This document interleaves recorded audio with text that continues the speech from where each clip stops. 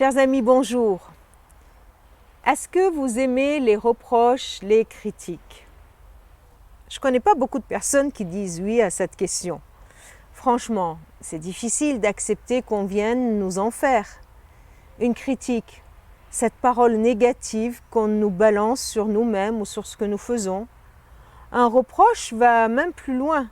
Il s'agit d'une remise en question et qui renvoie parfois à une faute qu'on nous soupçonne.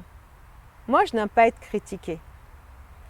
Souvent, je tire des conclusions même hâtives, comme croire que la personne qui me critique ne m'aime pas, ou qu'elle est jalouse, c'est pour ça qu'elle le fait.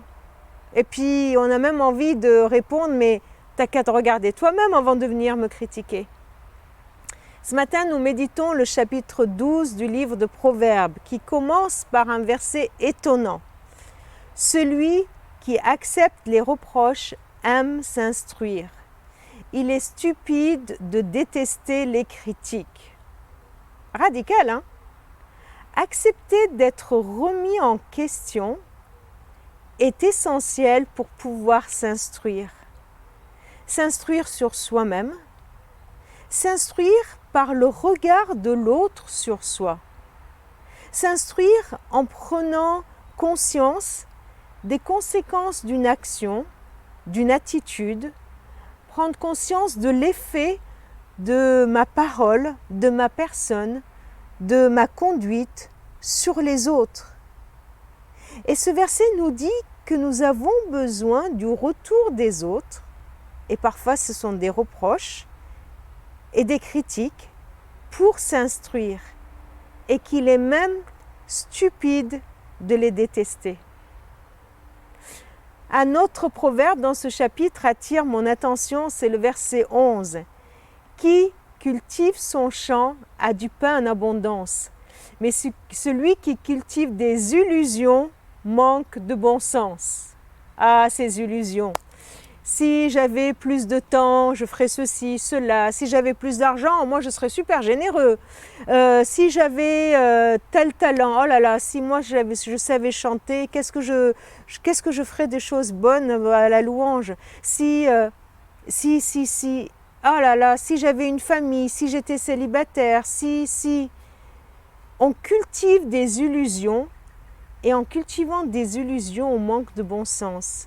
Ce verset est très pragmatique. Il nous dit « cultive ton champ ». Qui cultive son champ a du pain en abondance. Le champ pour l'agriculteur, c'est ce qu'il a, qui est là devant lui, ce qui est à sa portée. La culture du sol, c'est une ressource qui est beaucoup plus assurée, beaucoup plus certaine que des projets hasardeux et de la spéculation. Faire quelque chose avec ce que j'ai est bien plus sûr que nourrir des illusions, que d'avoir des rêves sans se bouger. Voilà un verset qui est là pour m'encourager à prendre conscience que je peux exploiter ce que j'ai, mes dons, mes talents, mes capacités, et ainsi avoir du pain, avoir de quoi manger, avoir une vie fertile. Et tout au long du chapitre, nous pouvons voir plusieurs domaines qui nous sont décrits où nous pouvons cultiver notre champ. Un domaine, c'est la parole, notre langue. Ce domaine est très présent dans le livre des Proverbes. Le verset 14 nous dit « On peut obtenir le succès par ses paroles, comme on s'assure un salaire par son travail. » Un autre moyen, ce sont nos mains. Verset 24 « Des mains actives procurent le pouvoir. » Mais la nonchalance mène à l'esclavage. Ma langue, mes mains, et le verset 27, nous encourage à l'action. Le chasseur nonchalant n'a pas de gibier à rôtir. Il est précieux pour un homme d'être actif. Voilà des encouragements à prendre conscience de ce que j'ai pour me mettre au travail, pour le cultiver, pour ne pas tomber dans la paresse, dans la nonchalance.